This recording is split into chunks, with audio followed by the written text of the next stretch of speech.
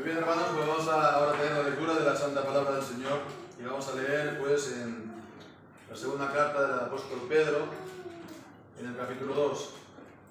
Y vamos a leer desde el versículo 10 hasta el final, hasta el versículo 22. Y dice así pues la palabra del Señor.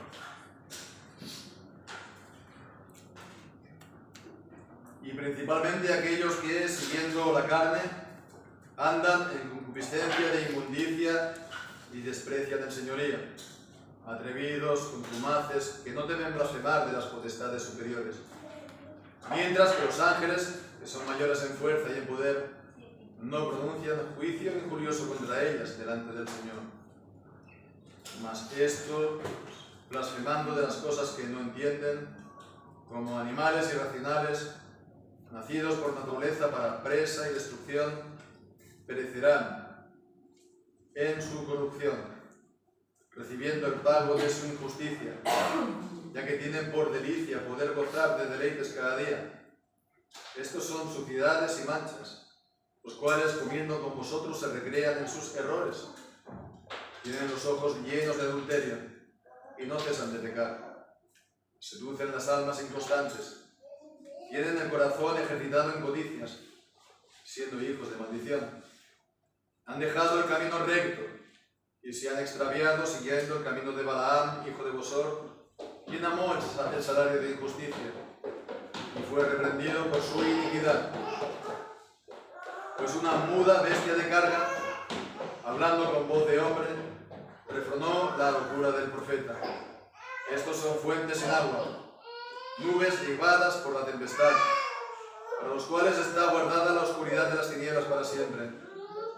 Porque hablando arrogantes palabras de vanidad, seducen con las concupiscencias de la carne, con disoluciones, a los que verdaderamente habían huido de los que viven en error, prometiéndoles libertad, siendo ellos mismos siervos de corrupción. Porque el que es vencido por alguno, también es hecho siervo del que lo venció.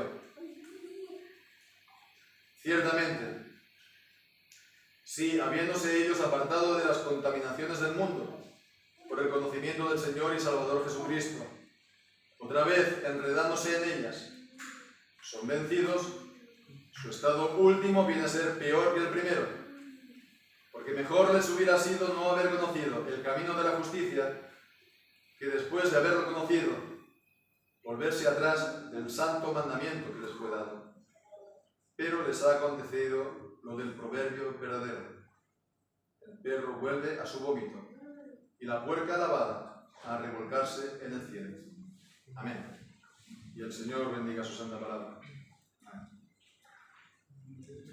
Pues llegamos a un punto que en muchos sentidos es la parte principal de esta segunda carta del apóstol Pedro. Está justo en la mitad de la carta, está en la parte central. Es sin duda lo que el apóstol Pedro tenía en mente desde el mismo principio. Pedro, todo lo que había dicho, pues lo había preparado todo y lo había dicho pues pensando en esta parte. Y bueno, pues de hecho es bien extensa, tiene pues desde el versículo 10 hasta el versículo 22, 12, 13 versículos. Es el pasaje, por lo tanto, más largo de toda la carta y está lleno pues de afirmaciones, está lleno también de imágenes, de ilustraciones, de descripciones de los falsos maestros. Y además este pasaje es muy parecido a la carta de Judas. A partir del versículo 10 es muy parecido lo que nos encontramos. Bueno, ya de hecho ya la última semana ya vimos también parecidos, ¿no? Ciertos parecidos.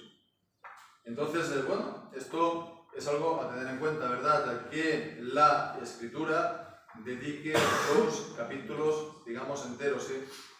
El segunda de Pedro, capítulo 2, y además también la carta de Judas. Pues dedique estos 2 capítulos para hablar con tanto detalle de los falsos maestros.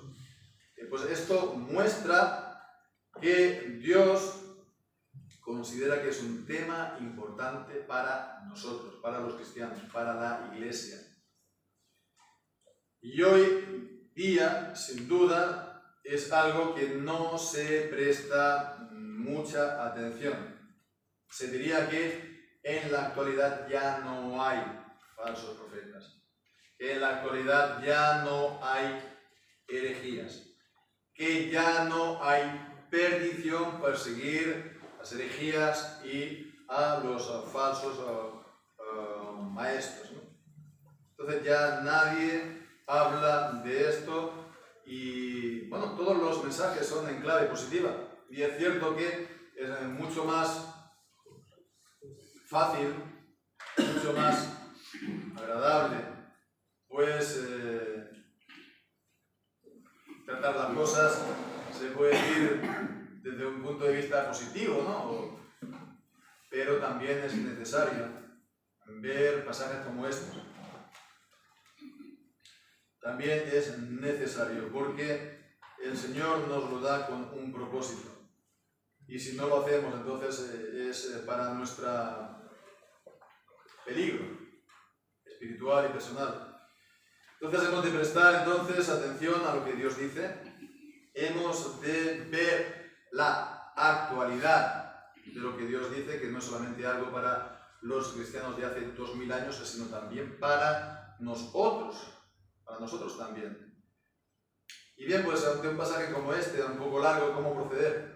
Bueno, pues hemos visto que también hemos leído los versículos del 20 al 22, entonces vamos a intentar ver todo este capítulo o todo este pasaje entero, porque desde el versículo 20 al 22, si nos damos cuenta ya la misma lectura, sigue hablando de ellos, sigue hablando de los falsos maestros.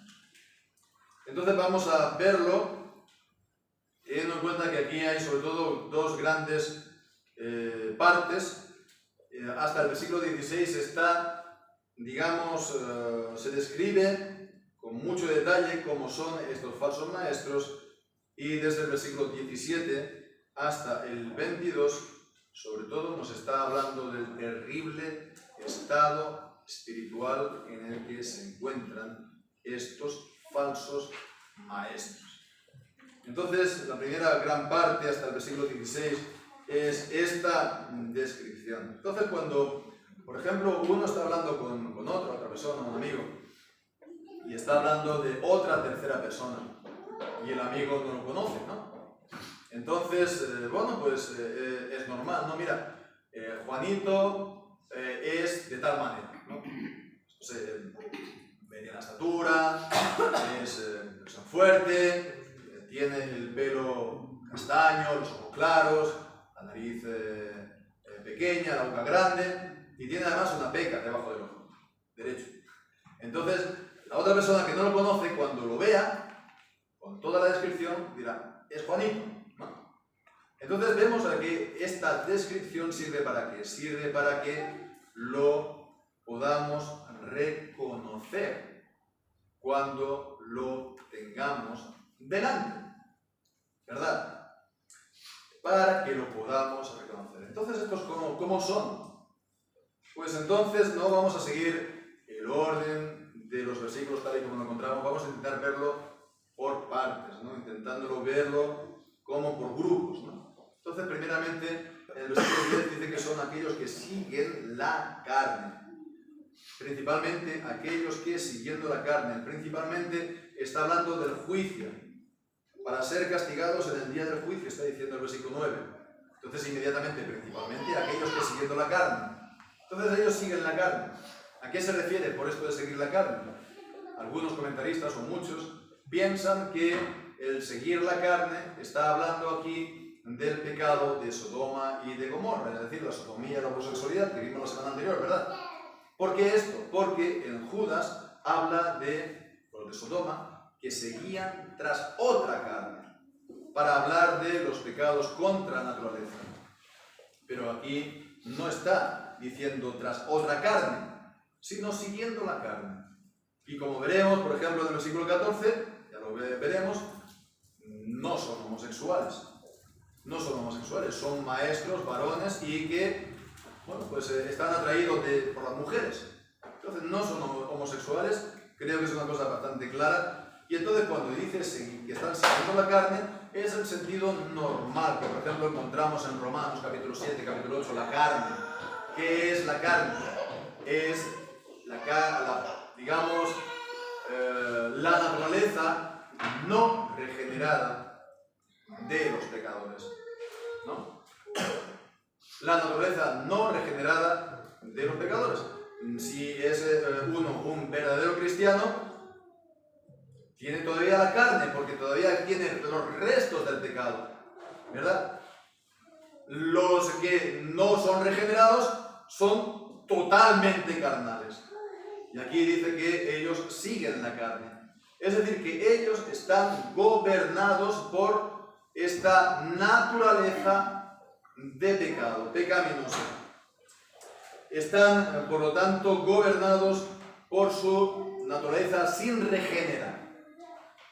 Y además están gobernados por pasiones. Dice, andan en concupiscencia de inmundicia. La concupiscencia son pasiones, son deseos.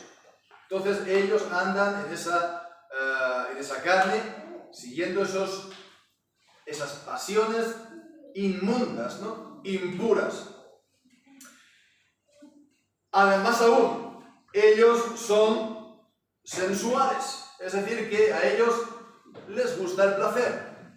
Les gusta el placer de la comida, del banqueteo, de la bebida, de las mujeres. En el versículo 13 leemos que ellos reciben el pago de su injusticia, ya que dice, tienen por delicia, placer, ¿verdad? Tienen por delicia poder gozar de deleites cada día. O también se puede decir de día. Es decir, que ellos están dándose los grandes festines, las grandes fiestas, las grandes comilonas, los grandes banqueteos durante el día, ¿no? Ya para eso, ¿para qué vamos a trabajar, no? Ya eso muestra, digamos, que ellos están completamente relajados, ¿no? Solamente es dejarse llevar.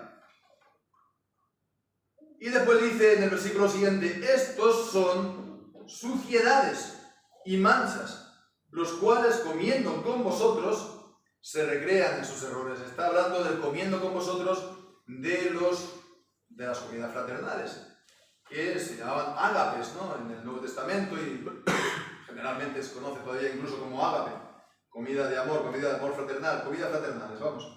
Es muy parecido esto también a lo que leemos en Judas, en el versículo 14. No es el versículo 14, el versículo 12. Estos son manchas en vuestros ágapes, comiendo juntamente, apacentándose a sí mismos sin temor alguno. Entonces ellos están en estos banquetes y se están apacentando, se están pues comiendo, digamos, a patas sueltas, se puede decir. Y bien, pues entonces dice que se recrean en sus errores. Se recrean en sus errores. Aquí, esto de los errores, como vemos a continuación, el significado es que ellos están aquí en esas comidas, podríamos decir, pues sí, hablando también de sus opiniones o de sus ideas, de sus falsas doctrinas, pero también errores, puede tener un significado de sus flirteos, que ellos utilizan también estas comidas fraternales. Por eso se le llama que son suciedades y son manchas. Y en el versículo 14 dice, tienen los ojos llenos de adulterio. Y literalmente no es la palabra adulterio, sino adúlteras. Es decir, que están buscando, sobre todo, especialmente, aunque no exclusivamente, a mujeres casadas pues para pecar con ellas. Entonces ellos son carnales y ellos son sensuales. Y esto es el retrato moral que nos da aquí estos versículos. Y esto es algo visible. No tienes que estar buscando mucho, no tienes que estar escarbando mucho. Es algo visible que se ve, que son personas en el trato sueltas, relajadas, en la manera de vivir, sueltas en sus palabras, en sus gestos, en su ropa, que se insinúan, que se muestran de alguna manera. No es muy difícil ver esto, a no ser que uno ya esté muy acostumbrado a ellos. Es que fulanito es así, es muy salado, es muy gracioso. A no ser que uno esté muy acostumbrado a esta persona, o que él mismo esté, digamos, tenga esa misma tendencia, ¿no? Esa inclinación, se puede decir.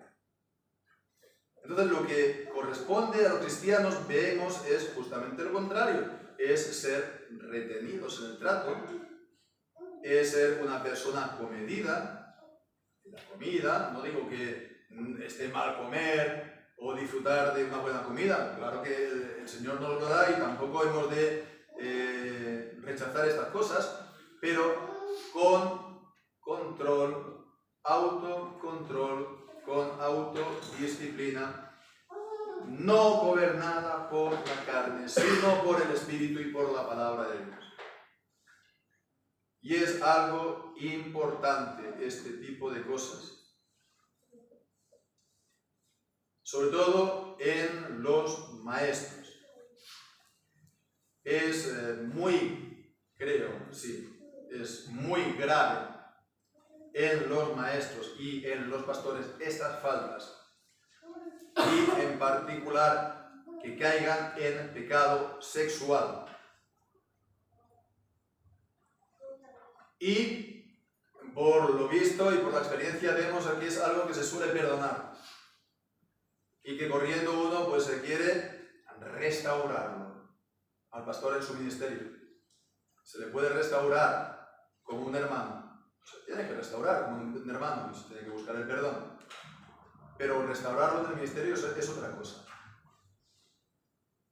porque si ha hecho esto ahora, nada te puede asegurar que no vaya a hacer lo mismo o peor más tarde en otro lugar. Y de hecho pasa, os lo puedo asegurar. De hecho pasa, os lo puedo asegurar.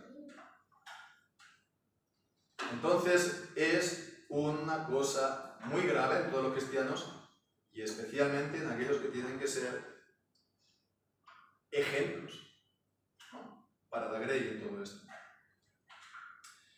Bien, pues esto es, digamos, lo que está visible, su comportamiento, el retrato moral, etc., ¿no? Pero después estamos ahora a un nivel un poquito más escarbando, un poquito más profundo, porque ellos son falsos maestros. Así que son maestros, ellos enseñan la palabra, ¿no? Entonces, ¿cómo es su enseñanza? ¿Cómo es entonces su predicación o su enseñanza en la iglesia? Entonces creo que lo que dice aquí el versículo 10 a continuación de lo que hemos leído va en este sentido, porque continúa diciendo: ellos andan en concupiscencia de inmundicia, desprecian el señorío, y añade: atrevidos, contumaces. La idea contumacia aquí es la idea de arrogantes. Son atrevidos y son arrogantes. ¿Cómo un falso maestro se convierte en falso maestro? Pues hay alguna razón, ¿verdad? Hay un proceso. Hay un proceso. No es una cosa de un día para otro. Él, sí, ¿verdad? Que es carnal, sí, pero él también ha llegado a una posición de dirección, de liderazgo en la iglesia, de enseñanza. Para eso ha tenido que ganarse también la confianza de todo el mundo. Y él está entonces enseñando a los cristianos, a la congregación, y a veces se tiene pues un ministerio especial también a distintas congregaciones, a distintas iglesias incluso, como hablando de parte de Dios. Entonces vemos aquí una primera respuesta. Ellos son atrevidos y arrogantes. Ellos son atrevidos y arrogantes. Ellos toman la iniciativa. Nadie les puede hacer frente. Hagan lo que hagan. Hubo un considerado gran teólogo que vivía en su casa con su mujer y sus 5 hijos y con su amante en la misma casa. Y todo el mundo lo sabía. Nadie le dijo nada. Arrogante de hacer eso. Nadie lo hizo nada. Y está considerado todavía hoy como el gran teólogo del siglo XX. El gran teólogo del siglo XX. Atrevido, arrogante, contumaz. La gente no lo hace, pues, ¿por qué? Pues por miedo a lo mejor a esa persona, porque tiene un carácter, no, que uff. O miedo a hacer el ridículo, porque es una persona muy popular. Miedo a hacer el ridículo. Entonces dice que no temen blasfemar, versículo 10, de las potestades superiores. No temen, literalmente no tiemblan, ¿no? Entonces, blasfemar no es solamente la idea que nosotros normalmente lo entendemos de insultar a Dios. Blasfemar también tiene un sentido más amplio, sobre todo en la Biblia, de hablar mal, de injuriar. Y entonces la cuestión es potestades superiores. No temen de blasfemar de las potestades superiores. Y bueno, es a tener en cuenta que aquí literalmente es glorias. Glorias. Y entonces este es uno de los textos más difíciles de interpretar, seguramente, de toda la carta, uno de los difíciles del Nuevo Testamento, porque ¿a qué se refiere con glorias? ¿No? Para la gran mayoría, pues por el paralelo de Judas, dicen que está hablando aquí de los ángeles que han caído. Pero es difícil ver esto aquí en esta carta. Sí, es verdad que en el versículo 11 dicen que mientras que los ángeles, que no han caído, que son mayores en fuerza y poder, no pronuncian juicio injurioso contra ellas delante del Señor. Pero que llamen glorias a los ángeles inmundos llama la atención y tampoco conecta muy bien en este pasaje, con lo cual lo más, digamos, ¿cómo lo puedo decir? Seguramente aquí, lo que aquí está hablando es en un sentido general de las autoridades. De hecho es así como se traduce, las potestades superiores es las autoridades, en general, como las autoridades, las potestades superiores en Romanos 13. Las autoridades en un sentido general, que es lo que dice aquí, que desprecian el señorío de Dios, de Cristo, pero también en un sentido general, que tienen un problema también, por lo tanto, con la autoridad, con las glorias. Hay hermanos, creo que en la carta a los Colosenses, que se le llama la gloria en las iglesias, que son las glorias en las congregaciones. Entonces, de que están hablando en contra de también los pastores y los maestros que los precedieron. Entonces, vemos aquí es un significado, un sentido de rechazar la autoridad. Y entonces ellos sí, un poco van por libre. Entonces, esto es una marca también de los falsos maestros. No se sienten ligados por la autoridad, por el pasado. El pasado, la autoridad es algo para transgredir, pero no para guardar fielmente.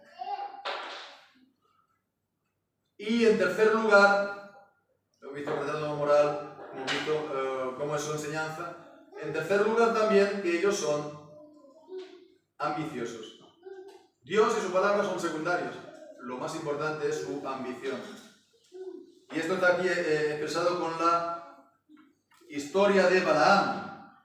Como dice en el versículo 14, siendo hijos de maldición, han dejado el camino recto, se han extraviado siguiendo el camino de Balaam, hijo de Bosor, quien amó el salario de injusticia. Sabemos el pasaje, la historia, en el libro de Números, creo que a partir del capítulo 20 hasta el 24, Balaam, que era pues un adivino, un profeta, y aunque él sabía la palabra de Dios, que el pueblo de Israel era bendito, que no podía ser maldecido, él consintió ir, fue tentado por las riquezas y entonces estuvo dispuesto a probar a ver si es posible maldecir a Israel, cuando él ya sabía de entrada que no era posible, que él, Israel, era un pueblo bendito, pero le tentaba mucho el dinero, la palabra. Por lo tanto, el Señor, su palabra es algo completamente secundario para ellos. Lo más importante es esto, ese salario injusto, el beneficio económico. También lo leemos esto en el versículo 15, cuando en el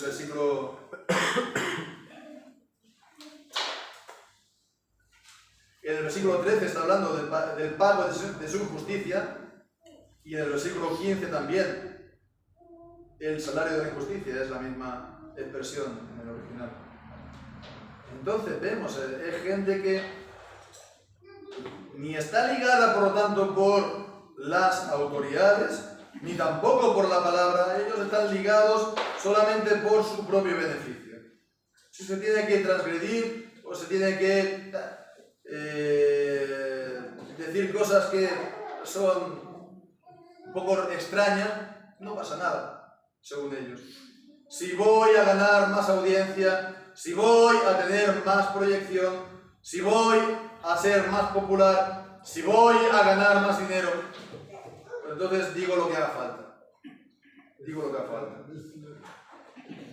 Entonces estos mismos, dice versículo 15, han dejado el camino recto y se han extraviado.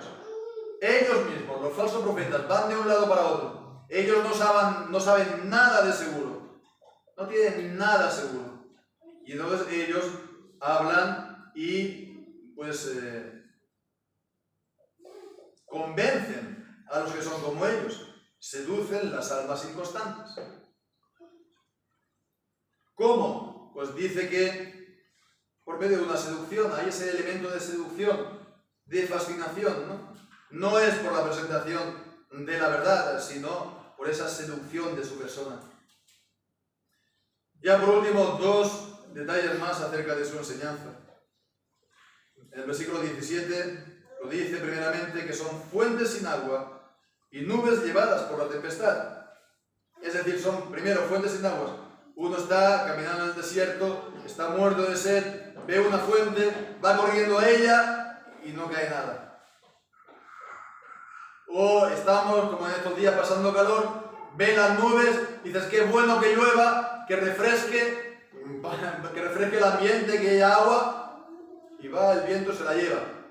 Así se les compara a ellos. Así es entonces su enseñanza.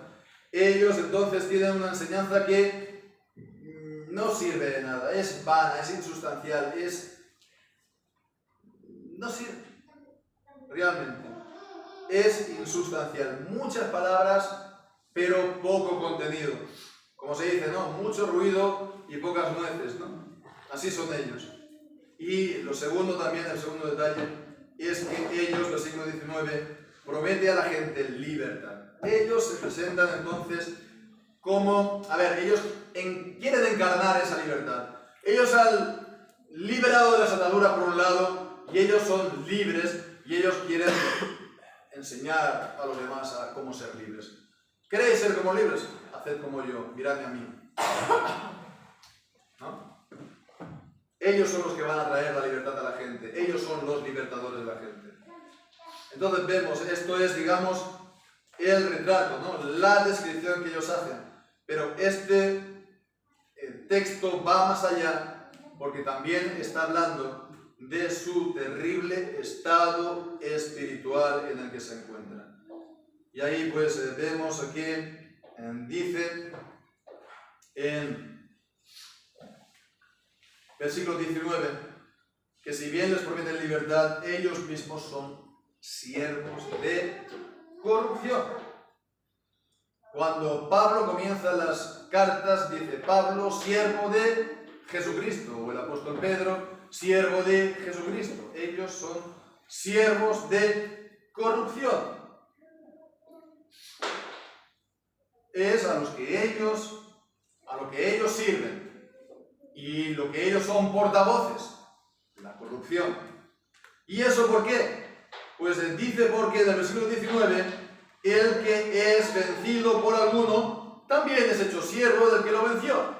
Esto es una ley de vida. Cuando hay una guerra, el que gana, el vencedor, el país que ha vencido, pues le impone las condiciones al vencido y el otro lo tiene que cumplir. Está a su servicio. Se puede decir que es un esclavo, ¿no? Eso sí o sí, toda la historia, ¿no? A lo largo de toda la historia, y ejemplos recientes no hace falta, son algo evidentes, ¿no? Entonces, ellos mismos, estas personas, estos falsos maestros, son la imagen de que el pecado los ha vencido. Ellos parecía que comenzaron bien la carrera cristiana, por eso llegaron donde llegaron y llegaron a enseñar. Pero llegó un momento en el que en vez de andar en ese mandamiento, en ese santo mandamiento, en ese camino recto, que aquí está diciendo el apóstol Pedro, ellos se apartaron. ¿Por qué? Porque ahondaron más y más en el pecado. Y al final ellos fueron siervos del pecado. Su ministerio es entonces una promoción del pecado. Lo que dice el versículo del 20 al 22 es sobre todo acerca de ellos. Por eso no lo hemos dividido este texto y lo hemos visto en dos veces, sino todo junto. Sobre todo acerca de ellos. Entonces ellos dicen que ellos, sí, habiéndose ellos apartado de las contaminaciones porque se pusieron dentro de la congregación de la iglesia, y entonces otra vez enredándose en ellas. ¿En qué? En las contaminaciones del mundo. Se habían apartado, pero se volvieron a enredar otra vez en ellas. Es la misma palabra que leemos también en 2 de Timoteo, capítulo 2 y versículo 4. Ninguno que milita se enreda en los negocios de la vida. Entonces te enredas, te dejas liar por las cosas, ¿verdad? Las cosas de este mundo. Por la ambición que uno tenga, por los placeres que pueda conseguir, por las riquezas, el reconocimiento, por las mujeres, por la incluso posibilidad de hoy en día viajar, que es algo que ahí está, ¿verdad? Bueno, sí, un pastor tiene que también, hay una serie de viajes que tiene que hacer, pero si uno se deja enredar, va a estar viajando todo el tiempo y ni su familia ni su iglesia lo va a ver más que en contadas ocasiones. Y eso es también un grave problema. Eso es también una fuente de muchos problemas, podría llegar a ser. Entonces, si te dejas enredar, ya has perdido. Si te dejas enredar. Porque al final lo vence. Y si lo vence, estás a su merced. Estás a su merced. Y ellos entonces se corrompen y se vuelven maestros de corrupción. Entonces dice que mejor les hubiera sido no haber conocido el camino de la justicia, porque lo conocieron. Conocieron la palabra de Dios. Conocieron, pues, acerca de Jesucristo. Conocieron acerca de su obra. Conocieron acerca de su salvación. Lo conocieron todo esto. Fueron ellos también enseñados en la palabra de Dios. Lo conocieron. Pero ellos dicen que se volvieron atrás del santo mandamiento que les fue dado. Y su estado vino a ser peor. Vino a ser peor, como dice el versículo 20. Porque conocieron todo esto y no probaron, no vieron el poder en su vida. No les sirvió para que le trajera vida y le trajera santidad. Vino a ser peor, porque ya lo gustó, lo probó, ¿y de qué le sirvió? Entonces, claro, al leer esto y estas palabras del versículo 20 al 22, que son primeramente de los falsos profetas, maestros y también, en general, de todos aquellos que se apartan del Señor, entonces nos podemos hacer la gran pregunta si es que aquí está enseñando la palabra de Dios que la salvación, una vez que uno la ha obtenido, se pierde. Entonces, bueno, esta es una cuestión pues, que se puede uno preguntar a partir de este pasaje, pero sabemos que la Biblia se tiene que leer en su conjunto. Y se tiene que ver la enseñanza de toda la Biblia. Esto se conoce como la analogía de la fe. La enseñanza de toda la Biblia es que la salvación, una vez que uno la ha recibido, si realmente la ha recibido, no se pierde. En Romanos capítulo 8. No hay nada que nos pueda apartar del amor de Dios que es en Cristo Jesús. Juan capítulo 10.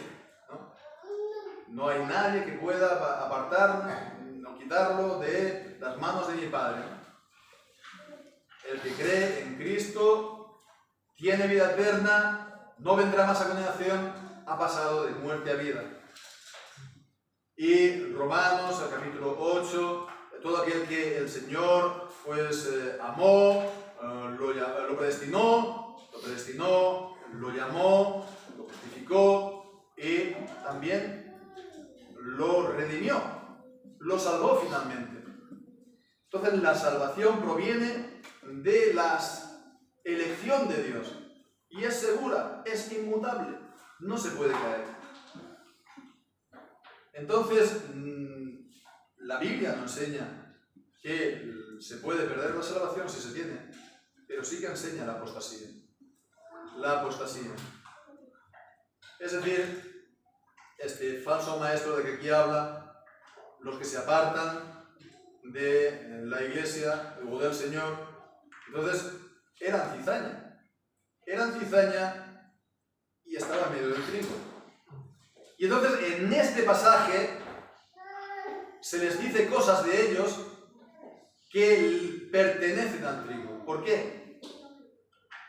Porque eran considerados por todos como trigo.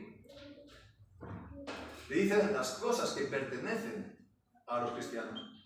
Pero ellos se dieron vuelta atrás y no continuaron el santo mandamiento que habían recibido y el compromiso solemne que habían hecho con el Señor, sobre todo pues en su bautismo, de renunciar pues a la carne, de renunciar al diablo, de renunciar al mundo para seguir al Señor en vida nueva y ser así de Cristo siempre.